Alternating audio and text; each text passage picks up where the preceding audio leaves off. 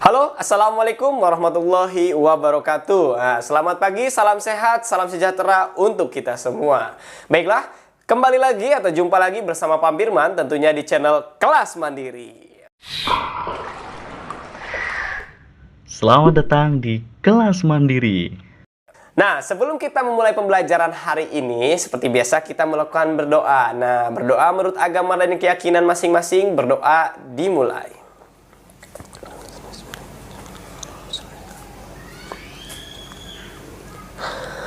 Berdoa selesai. Nah, pada pembelajaran kali ini kita akan masuk di tema 9, subtema 1, pembelajaran yang keempat. Baiklah anak-anak, biar kalian tidak bosan, hari ini kita akan belajar sambil liburan tentunya ya. Oke, silahkan perhatikan di belakang Pak Firman ini. Nah, Pak Firman sedang berada di pantai, oke? Nah, tahukah kalian bahwa pantai ini merupakan kenampakan alam yang ada di Indonesia tentunya ya. Nah, apa itu kenampakan alam? Nah, kenampakan alam juga bisa kita sebut dengan bentang alam, oke? Dan kenampakan alam juga bisa dibedakan menjadi dua. Ya, ada yang macam-macamnya dibedakan menjadi dua, yaitu ada kenampakan alam daratan dan kenampakan alam perairan, oke? Nah, contoh dari kenampakan alam perairan seperti pantai, sungai, danau, oke? Ya, dan contoh kenampakan alam yang ada di daratan atau di darat yaitu seperti pegunungan, dataran tinggi, dan lain-lain. Oke, baiklah, itulah dari macam-macam kenampakan alam yang ada di Indonesia. Nah, adapun ciri-ciri dari kenampakan alam, oke, kita langsung yang pertama adalah kenampakan alam daratan. Oke. Nah, untuk dataran rendah memiliki ketinggian kurang dari 200 meter di atas permukaan laut. Nah, untuk dataran tinggi terletak pada ketinggian 300 sampai 600 meter di atas permukaan laut. Nah, sedangkan untuk gunung memiliki ketinggian lebih dari 600 meter di atas permukaan laut. Dan untuk pegunungan memiliki ketinggian dari 700 meter di atas permukaan laut. Dan sekarang masuk di kenampakan alam wilayah perairan. Oke. Nah, kenampakan alam yang pertama adalah pantai, berada di antara daratan yang berbatasan dengan laut, oke? Dan yang kedua ada sungai. Nah, ciri-cirinya bagian hulu berukuran lebih kecil dan bagian hilir berukuran lebih besar, oke? Nah, yang ketiga ada danau. Nah, terbentuk dari letusan gunung berapi atau pergerakan tanah, seperti itu ya.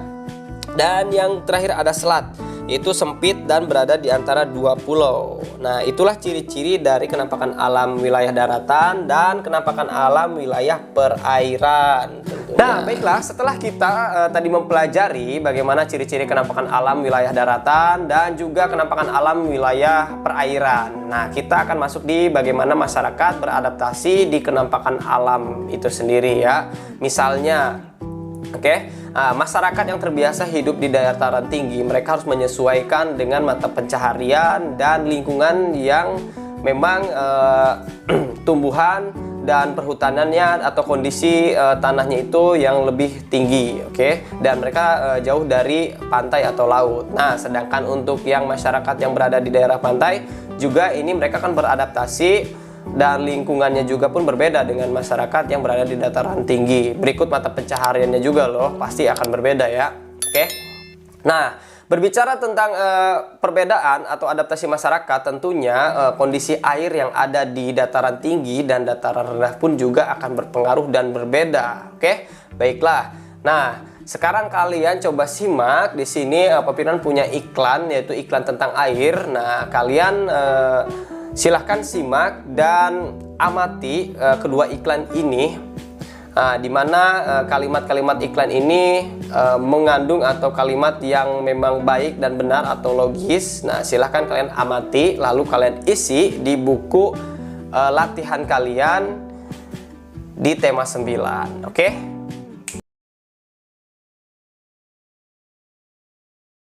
Nah, setelah tadi kita membahas bagaimana kenampakan alam yang tadi di daratan dan juga di perairan dan juga di dataran tinggi dan dataran rendah. Nah, tentunya dengan keberagaman dan perbedaan tempat tinggal, dataran tinggi, dataran rendah, tentunya kita harus tetap mengusung untuk hidup rukun ya, walaupun kita berbeda-beda tempat tinggal, lingkungan, mata pencaharian tentunya ya. Nah, Adapun manfaat dari hidup rukun yaitu yang pertama yaitu kehidupan menjadi lebih nyaman tentunya. Yang kedua, persatuan dan kesatuan pasti terjalin.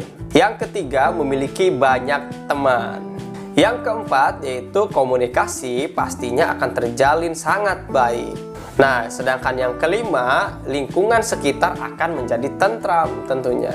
Nah, yang keenam, hidup kita atau hidup kalian akan terasa tentram dan menyenangkan. Nah, yang ketujuh yaitu pastinya kita akan terhindar dari perselisihan atau perseteruan yang mengakibatkan konflik atau gesekan tentunya. Baiklah, itulah manfaat dari mengusung hidup rukun. Baiklah, demikianlah pembelajaran hari ini. Kurang dan lebihnya Pak Firman mohon maaf. Seperti biasa apabila ada kata-kata yang salah atau dalam penyampaian pula atau miskonsepsi seperti itu. Dan jangan lupa untuk mengajak teman-temannya dan keluarganya untuk bergabung di channel Kelas Mandiri. Dan tak henti-hentinya selalu mengingatkan agar rajin mencuci tangan, mengenakan masker ketika keluar rumah, dan menjaga jarak atau social distancing. Baiklah, berakhirlah sudah pembelajaran hari ini. Pak Firman izin untuk undur diri atau pamit. Assalamualaikum warahmatullahi wabarakatuh.